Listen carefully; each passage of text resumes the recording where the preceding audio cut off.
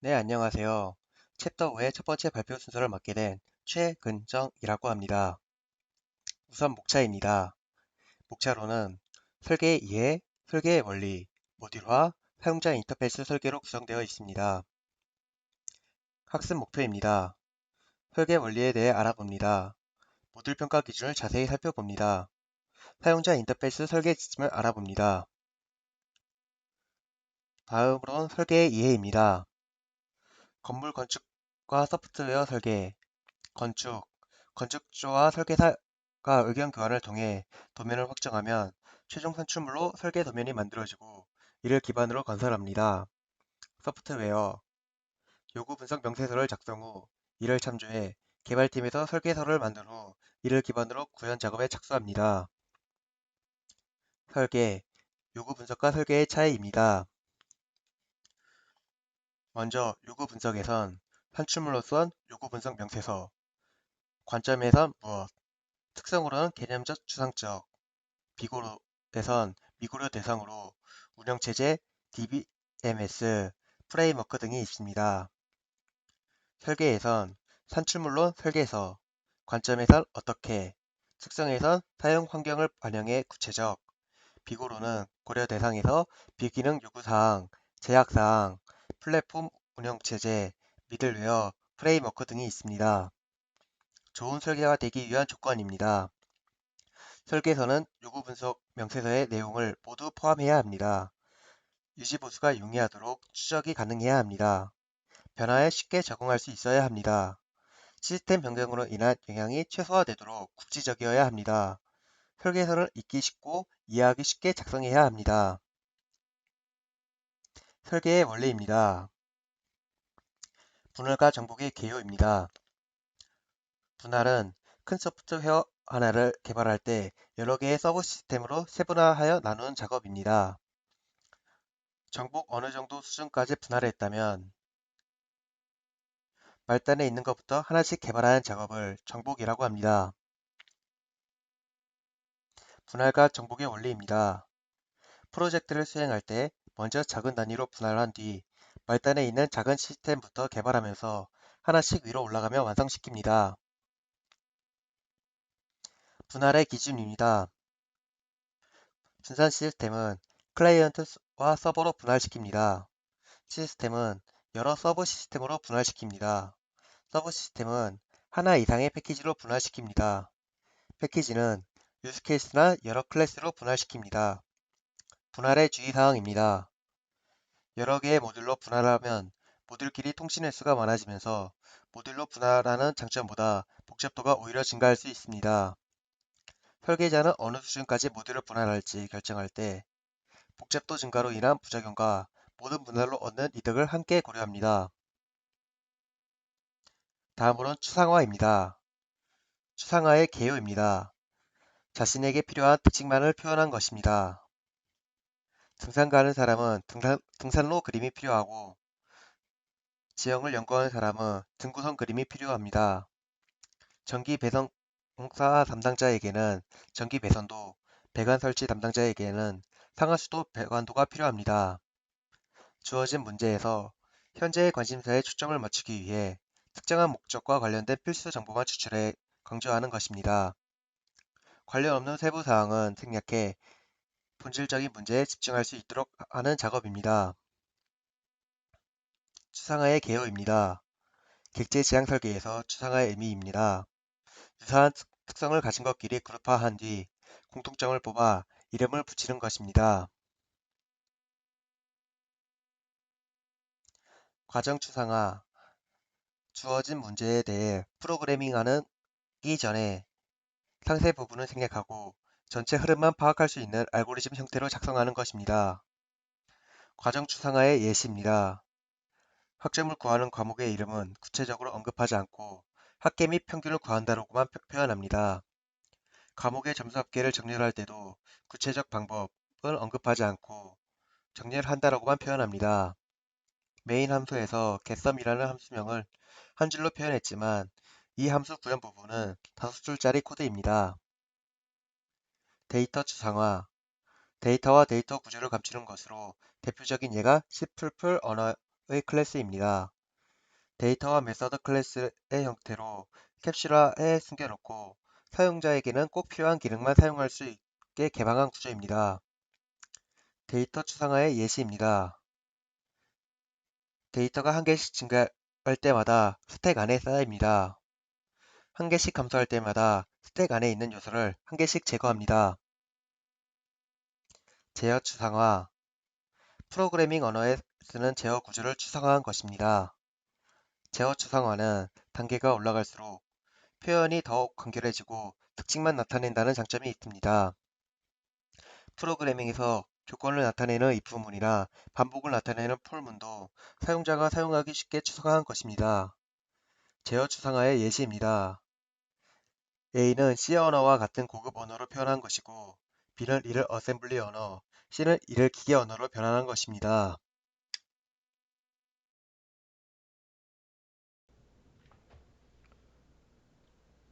5주의 두 번째 발표를 맡은 18학번 안성규입니다. 설계의 원리에서 캡슐화 부분부터 설명드리겠습니다. 캡슐화의 개요입니다. 전자제품은 내부의 구성과 작동 원리는 잘 모를지라도 기능과 사용법을 아는 것이 중요합니다. 캡슐화는 사용자에게 기능과 사용법만 제공하여 사용을 쉽게 하고 내부를 함부로 변경할 수 없게 감추는 개념이며 블랙박스처럼 클래스를 사용해 관련된 정보와 처리 방식을 묻고 외부에는 감추는 것입니다.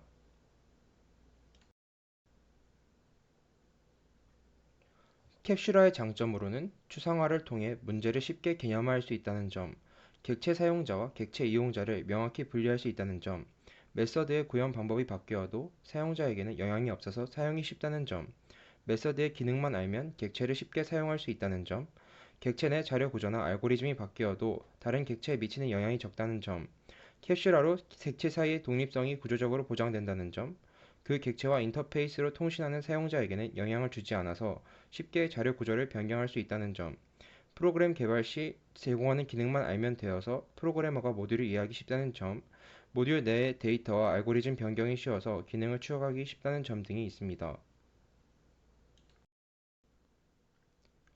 정보 온닉의 개요입니다. 우리는 타인이 무슨 생각을 하는지 알기 위해서 많은 대화를 통해 생각을 알아내야 합니다. 정보 온닉은 외부에서 내부의 데이터를 들여다볼 수 없다는 개념이며 캡슐화는 캡슐의 내부와 외부를 구분하지만 그 자체로는 내부 정보가 외부에 숨겨지지 않아서 이때 정보 온닉이 필요합니다. 정보 온닉의 속성입니다. 플러스 또는 퍼블릭으로 설정된 요소는 같은 시스템에 있는 모든 클래스에서 접근이 가능합니다. 클래스는 이름, 속성, 메서드로 구성되는데 퍼블릭으로 설정되는 부분은 주로 메서드입니다. 마이너스 또는 프라이빗으로 설정된 요소는 같은 시스템 내에 다른 클래스가 직접 접근할 수 없어서 해당 클래스의 메서드를 통해서만 접근할 수 있으며 클래스에서 대부분의 속성은 프라이빗으로 설정합니다. 샵 또는 프로텍티드로 설정된 요소는 다른 클래스가 접근할 수 없으며 해당 클래스의 메서드와 클래스를 상속받은 하위 클래스만 접근 가능합니다. 아래 표는 자바 언어의 정보 은닉 표기를 나타낸 것이며 우측의 그림은 정보 은닉 표기의 예시입니다.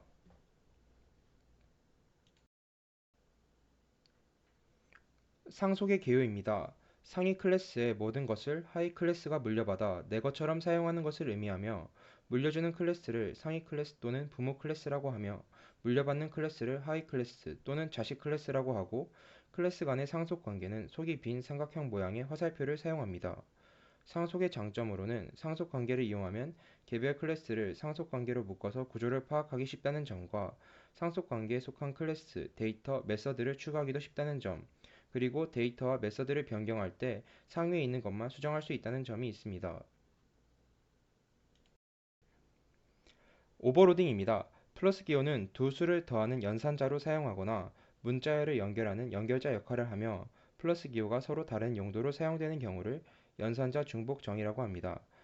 메서드 중복 정의입니다. C 하나의 경우에는 한 모듈 안에 동일한 함수명을 사용하는 것이 문법적으로 불가능하지만 객체 지향 언어에서는 가능한데 한 클래스 안에서 이름이 같은 메서드를 중복해서 사용할 수 있다는 것을 메서드 중복 정의라고 합니다. 같은 메서드를 구별하는 방법으로는 매개 변수의 개수를 구별하는 방법과 매개 변수의 자료형으로 구별하는 방법이 있으며 동일한 메서드가 호출되었을 때 구별할 수 있는 매개 변수의 개수나 자료형 같은 요소인 시그니처를 활용하는 방법이 있습니다. 오버라이딩입니다. 메서드 제정이란 상위 클래스에서 정의한 메서드는 무시하고 하위 클래스에서 다시 정의해 사용하는 것입니다. 메서드 제정의를 잘못 사용하면 설계 원칙에 위배되게 됩니다. 예를 들어 상위 클래스도 일반 클래스이고 메서드도 일반 메서드를 사용하고 있어서 리스코프 교체 원칙을 위반하게 됩니다. 리스코프 교체 원칙이란 상위 클래스의 객체는 언제나 자신의 하위 클래스와 객체로 교체할 수 있어야 한다는 원칙인데 추상 클래스와 추상 메서드를 사용하면 리스코프 교체 원칙을 위반하지 않게 됩니다. 모듈의 개요입니다. 모듈이란 규모가 큰 것을 여러 개로 나눈 조각을 의미하며 소프트웨어 구조를 이루는 기본 단위입니다. 독립 프로그램도 하나의 모듈이 될 수 있고 함수도 하나의 모듈이 될 수 있습니다. 모듈의 특징입니다. 유일한 이름을 가진다는 점과 모듈에서 또 다른 모듈을 호출할 수 있다는 점, 다른 프로그램에서도 모듈을 호출할 수 있다는 점이 있습니다. 모듈의 원칙입니다. 모듈화를 하기 전에 나눌 크기를 생각해야 한다는 점, 문제의 유형이나 특성을 고려해야 한다는 점, 모듈 간의 결합은 느슨하게 하고 모듈 내 구성 요소 간의 응집은 강하게 해야 한다는 점이 있습니다. 모듈화의 장점으로는 프로그램을 효율적으로 관리할 수 있다는 점과 문제를 이해하기 쉽게 만들어준다는 점, 설계 코드를 재사용할 수 있다는 점 등이 있습니다. 다음은 모듈화의 적정 수준을 나타내는 표입니다. 모듈 간의 관계입니다. 모듈 A가 모듈 B를 호출하는 호출 관계, 데이터 전달로 이루어지는 데이터 전달 관계, 제어를 통해 이루어지는 제어 관계 등이 있습니다. 모듈의 평가 기준 첫 번째인 응집도입니다. 응집도란 모듈 내부에 존재하는 구성 요소 사이에 밀접한 정도를 나타냅니다. 응집도가 높을수록 꼭 필요한 구성 요소만 모여 있고 낮을수록 서로 관련성이 적은 구성 요소들이 모입니다. 아래는 모듈 내 구성 요소 간의 응집도를 나타낸 그림입니다. 응집도가 가장 높은 것을 기능적 응집이라고 하며 가장 낮은 것을 우연적 응집이라고 합니다. 기능적 응집입니다. 함수적 응집이라고도 하며 응집도가 가장 높은 경우로 단일 기능의 요소가 하나의 모듈을 구성하는 것입니다. 단일 기능을 갖는 함수가 이에 해당합니다. 순차적 응집입니다. 두 요소가 하나의 모듈로 구성된 경우로 두 요소가 아주 밀접함으로 하나의 모듈로 묶을 수 있습니다.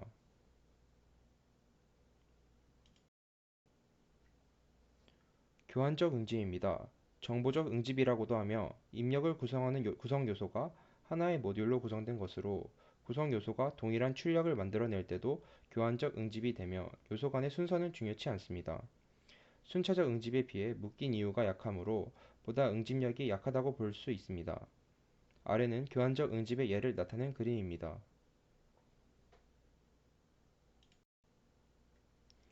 절차적 응집입니다. 순서가 정해진 몇 개의 구성 요소가 단일 모듈로 구성된 경우이며 한 구성 요소의 출력이 다음 구성 요소의 입력으로 사용되지는 않고 순서에 따라 수행된다는 점에서 순차적 응집과는 차이가 있고 따라서 순차적 응집보다 묶인 이유가 다소 약한 편이라고 할 수 있습니다. 아, 안녕하세요. 5조 마지막 발표를 맡게 된 17학번 김준수라고 합니다. 27페이지부터 발표 시작하겠습니다. 네. 아까 앞서 세 번째 모듈화 발표를 앞서 맡은 학생이 설명을 해 주셨을 텐데, 계속해서 이어가자면, 모듈 평가 기준 첫 번째, 응집도입니다. 일단 시간적 응집이라고 하는데, 모듈 내 구성 요소의 기능이 각기 다르고, 요소의 출력을 압력으로 사용하는 것도 이제 요소 간의 순서가 정해진 것도 아님, 구성 요소들이 같은 시간대에 함께 실행된다는 이유로 하나의 모듈로 구성됩니다. 밑에 그림을 예를 들면은 이제 식사, 출근, 뭐 물 먹기, 세수, 기상, 양치 등 저희가 이제 아침에 일어나서 출근 직전에 하는 행동들을 하나의 이제 같은 시간대에 실행이 되고 있다고 생각을 하기 때문에 이거를 묶어서 하나의 모듈로 구성하는 겁니다. 초기값 설정 모듈이 시간적 응집의 예시입니다. 두 번째로 이제 논리적 응집입니다. 구성 요소 간에 공통점이 있거나 관련된 임무가 존재하거나 혹은 기능이 비슷해서 하나의 모듈로 구성된 경우입니다. 이제 비슷한 기능이라고 하면은 뭐 입출력, 예를 들어서 스캔F나 프린트F 등 이제 이런 것들을 결합한 입출력 모듈이 있고 또 이제 공통점이 덧셈인 경우 정수의 덧셈, 행렬의 덧셈을 결합한 덧셈 모듈 그리고 출력의 경우 단말기 출력 기능과 파일 출력 기능을 결합한 출력 모듈을 하나로 묶어서 이제 기능으로 하나로 묶어서 구성된 경우입니다. 밑에 이제 그림의 예를 보시면 더 이해가 편하실 것 같습니다. 세 번째로는 우연적 응집입니다. 이거는 따로 시간적이나 기능적인 구분이 없이 말 그대로 구성 요소들이 우연히 모여서 구성된 겁니다. 따로 특별한 이유 없이 몇 개의 그냥 모듈로 나누는 과정에서 우연히 같이 묶인 것을 의미합니다. 이 경우에는 구성 요소 간에 앞서 설명드린 시간, 기능, 이런 관련이 별로 없기 때문에 응집도가 가장 낮다고 볼 수 있습니다. 모듈 평가 기준 두 번째, 결합도입니다. 결합도의 개요부터 설명드리겠습니다. 이 모듈과 모듈 사이의 관계에서의 관련 정도를 나타내고요. 모듈 간의 결합에도 간섭하는 관계와 좋은 관계, 즉 간섭이 적은 관계가 있습니다. 모듈 간에는 관련이 적을수록 상호 의존성이 줄어들기 때문에 모듈의 독립성이 높아지고 또 이제 독립성이 높으면 모듈 간의 영향이 적다. 뭐 앞에 말과 뒤에 말이 어떻게 보면은 같은 말을 하고 있다고 볼 수 있죠. 결합에서는 이제 좋은 관계는 서로 이제 데이터만 주고받는 관계, 그리고 나쁜 관계는 그냥 필요한 데이터만 주지 않고 이 모듈과 모듈이 서로 관여하는, 간섭하는 관계가 나쁜 관계라고 할 수 있습니다. 밑에 보면은 이제 모듈 간의 결합도를 도식화한 건데요. 낮음, 결합도가 낮다는 것은 즉 좋은 품질을 의미합니다. 그리고 이 결합도가 높을수록 서로 모듈과 모듈 간의 관여, 간섭이 높아지기 때문에 나쁜 품질이라고 볼 수 있다 라고 할 수 있습니다. 결합도 중에서 데이터 결합입니다. 앞서 설명드린 도식에 보면은 저희가 이제 설명드릴 수 있는데요. 데이터 결합, 가장 좋은 모듈 간 결합입니다.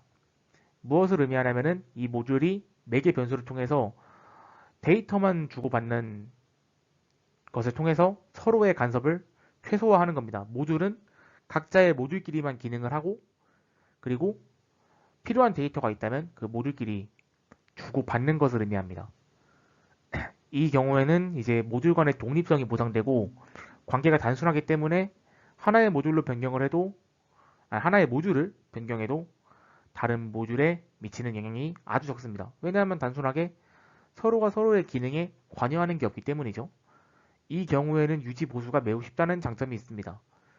어떤 모듈이 이제 잘못됐을 때 혹은 수정이 필요할 때 이 모듈을 교체를 하거나 저희가 변경, 수정을 해도 다른 모듈에 크게 관여하는 부분이 적기 때문에 이 모듈만 이제 수정을 하면 되는 A라는 모듈만 수정을 하면 되는 이제 그런 상황이기 때문에 유지 보수가 매우 쉽다고 할 수 있겠습니다. 자, 두 번째로 스탬프 결합입니다. 두 모듈이 정보를 교환할 때 필요한 데이터만 주고받을 수 없고 필요 없는 데이터까지 전체 모든 데이터를 주고받아야 하는 경우입니다. 스탬프에 해당하는 것은 레코드나 배열 같은 자료 구조로 굳이 이제 하나의 데이터만 필요한데도 레코드 전체가 넘어오는 겁니다. 뭐 예를 들면은 저희는 한 줄의 데이터만 필요한데 그 한 줄이 포함되어 있는 문서 전체를 찍어서 전송하는 것과 비슷하다고 볼 수 있습니다. C 언어의 구조체도 어떻게 보면 이제 스탬프 결합의 예시이고요.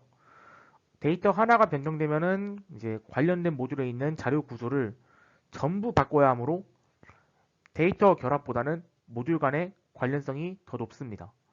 그림 밑에 있는 5-28번을 보시면 스탬프 결합, 말 그대로 도장으로 찍는 그림으로 예시를 들었는데 저렇게 한 줄, 저 스탬프 찍은 것들 중에서 한 줄의 데이터만 필요함에도 불구하고 이렇게 도장으로 모든 문서를 찍어서 데이터를 전송해야 하는 불편함이 있습니다.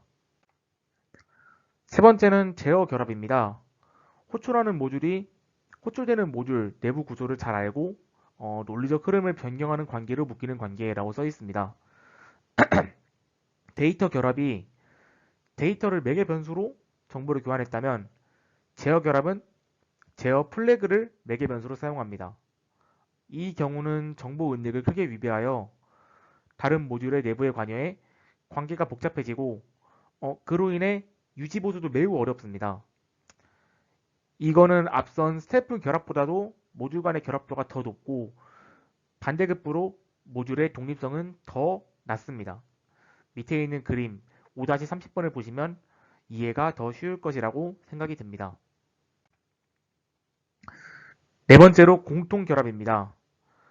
모듈이 공통 변수를 함께 사용하므로 이 모듈이 전역 변수를 사용할 때 공통 결합이 성립됩니다. 변수값이 변하면 A, B 이 연관된 모든 모듈이 함께 영향을 받는 문제점이 있습니다. 공통 영역에서 문제가 발생하거나 혹은 데이터가 변경되면 이 관련된 모듈들을 모두 검토해야 하므로 유지보수가 어렵습니다. 저희가 앞서 설명드린 것들 중에서 첫 번째 데이터 결합의 경우는 이런 연관성이 아주 옅기 때문에 A라는 곳에서 데이터가 변경되면은 그냥 A라는 모듈만 점검을 하고 수정을 하면 되는데 이 경우는 이렇게 연관성이 높기 때문에 A, B 혹은 뭐 C, D, E 관련된 모든 모듈들을 검토를 해야 하기 때문에 유지 보수가 어렵다고 말씀드릴 수 있겠습니다. 이 경우는 데이터를 개별 모듈 내부에서 지역 변수로 선언하여 보완합니다. 밑에 있는 5-32번을 보시면 이 집에서 수건을 같이 쓰고 있기 때문에 이 수건에 눈병을 유발하는 바이러스가 묻어 있다면 아버지와 딸 모두가 이 눈에 병이 생기는 것을 예시로 설명드릴 수 있겠습니다.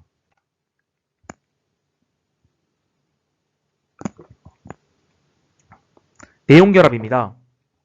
모듈 간의 인터페이스를 사용하지 않고 직접 왔다 갔다 하는 것입니다. 상대 모듈의 데이터를 직접 변경할 수 있기 때문에 서로 간섭을 가장 많이 한다고 볼 수 있습니다.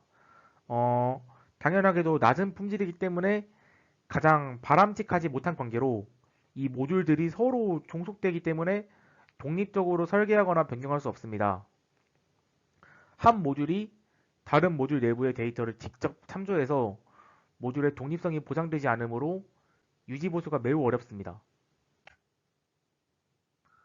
그러면 이제 모듈 간의 좋은 관계는 무엇일까에 대해서 얘기 드리겠습니다. 모듈 간에는 꼭 필요한 데이터만 주고받는 것이 가장 바람직한 관계입니다. 저희가 첫 번째로 설명드린 것이 이제 예시로 들 수 있겠습니다. 데이터 결합의 경우죠. 이제 약한 결합을 유지하는 것이 바람직하므로 인터페이스의 수가 적고 복잡하지 않아야 합니다.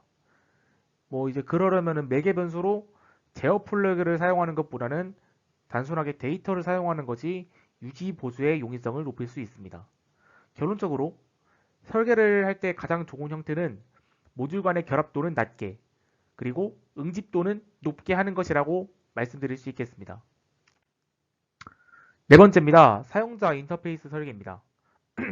사용자 인터페이스의 이해를 먼저 해야 하는데 사용자 인터페이스란 사람과 사람, 사람과 사물 혹은 사물과 사물 사이를 연결해주는 매개체 뭐 이제 예를 들면 TV 리모컨, 성적 조회 화면 등을 예로 들 수 있습니다. 예전에는 사용자가 문자 사용자 인터페이스 이런 게 주로 쓰였으나 이것을 사용하려면 많은 명령어를 필요로 하기 때문에 불편함이 있었습니다. 지금은 그래픽 사용자 인터페이스 혹은 내추럴 사용자 인터페이스가 쓰입니다. 사용자 인터페이스 설계 지침입니다. 첫 번째로 사용법을 배우기 쉬워야 합니다. 익숙하지 않은 인터페이스를 제공할 때는 이 사용자가 쉽게 배울 수 있어야 합니다. 예를 들어서 어떠한 이제 버튼들이 3개가 있다고 하면은 그 버튼이 각각 어떤 기능을 하는지 한눈에 봐서 알 수 있어야 처음 보는 사용자가 사용할 때 바로 사용할 수 있기 때문입니다. 이 아이콘에는 아까 앞서 설명드린 것처럼 누가 봐도 어떤 기능을 하는지 알 수 있는 이미지를 사용하고 메뉴 이름도 기능에 적합하게 붙여야 됩니다. 스피커 모양 아이콘을 놓고 스피커라는 이름을 썼는데 알고 보니 키보드의 기능을 한다면 이제 그거는 적절하지 않은 인터페이스 설계라고 볼 수 있겠죠. 현재 사용할 수 있는 메뉴만 활성화하고 사용할 수 없는 메뉴는 흐리게 만들어야 합니다. 만약에 모든 인터페이스가 똑같이 보인다면 사용자 입장에서는 이거는 쓸 수 있는 건가? 쓸 수 없는 건가? 하나하나 다 눌러봐야 하는 불편을 감수해야 하기 때문에 이런 부분도 고려해야 합니다. 두 번째, 사용하기 편리해야 합니다. 뭐 이제 핸드폰을 예로 들면 전화번호를 입력할 때 저희가 010 뭐뭐뭐뭐뭐뭐뭐라는 전화번호를 입력할 때 이 슬래시를 넣어야 할지 슬래시? 이거 넣어야 할지 말지 고민하지 않게 미리 메시지를 출력해서 알린다거나 혹은 저희가 카드 번호를 입력할 때 4자리, 4자리, 4자리 이런 식으로 나눠지는데 굳이 내가 다음 칸으로 직접 수동으로 옮기지 않아도 커서가 자동으로 옮겨지는 그런 경우를 볼 수 있습니다. 이러한 편의성을 제공해야 합니다. 세 번째로는 사용자가 데이터를 입력을 제어할 수 있어야 합니다. 시스템이 원하지 않는 값을 입력할 경우 시스템은 사용자가 입력한 값이 기대하는 것과 일치하는지 검증할 수 있어야 합니다. 만약에 이게 잘못된 입력값이라면 정확한 입력값을 입력하도록 메시지를 출력해서 사용자에게 잘못된 값이니 다시 이제 정확한 값을 입력하라고 인지시켜야 합니다. 사용자의 입력에 반응해야 합니다. 말 그대로 사용자가 이제 입력을 하고 엔터를 눌렀을 때 그것에 대한 응답을 기다리는 동안 시스템은 사용자가 이게 입력이 제대로 되고 있는 건지 아니면은 내가 잘못 누른 건지 궁금하지 않도록 처리 상황을 이제 바나 모래시계 같은 것으로 지금 처리하고 있는 과정에 있다라는 것을 알려주는 반응을 해야 합니다. 그리고 도움말을 제공해야 됩니다. 소프트웨어를 설치하거나 사용할 때 참고할 수 있는 도움말을 제공해야 합니다. 도움말을 제공할 때는 사용자의 입장을 충분히 고려해서 현재 발생한 문제와 가장 가까운 해결책을 제공하도록 설계해야 됩니다. 일관성을 유지해야 됩니다. 일관성 있는 사용자 인터페이스를 제공해서 사용자가 쉽게 기억하고 빠르게 적응할 수 있도록 도와줘야 됩니다. 또한 조작 방법 역시 일관성을 유지해야 하고 의미가 같은 용어는 통일해서 사용해야 합니다. 입력 작업을 최소화해야 합니다. 사용자는 이제 직접 입력하는 작업을 최소화하고 리스트를 제공해서 제공할 수 있도록 설계해야 됩니다. 이것에 대한 예시를 들면 저희가 어떠한 사이트를 가입할 때 보통 이메일을 많이 요구를 합니다. 이때 앞에 아이디를 입력하고 골뱅이 어떤 사이트의 메일 주소인지 리스트를 쭉 제공하고 그 옆에 직접 입력이라는 칸이 따로 있습니다. 이렇게 됐을 때 사용자가 직접 입력할 수도 있지만 내가 사용하는 사이트가 이 리스트에 있다면 그것을 누르는 것만으로 이메일 한 줄을 완성시킬 수 있는 그런 설계가 예시라고 볼 수 있습니다. 어느 하나가 빠지거나 틀렸다고 처음부터 입력하도록 하면 안 되고 빠뜨리거나 틀린 부분만 다시 입력하도록 해야 합니다. 효율성을 고려해야 합니다. 키보드 사용이 익숙한 사용자가 사용자 인터페이스의 메뉴를 효율적으로 사용할 수 있도록 단축키를 적절히 사용하면 좋습니다. 메뉴에서 공통적으로 많이 사용하는 것은 디폴트 값으로 설정해 놓는 것이 좋습니다.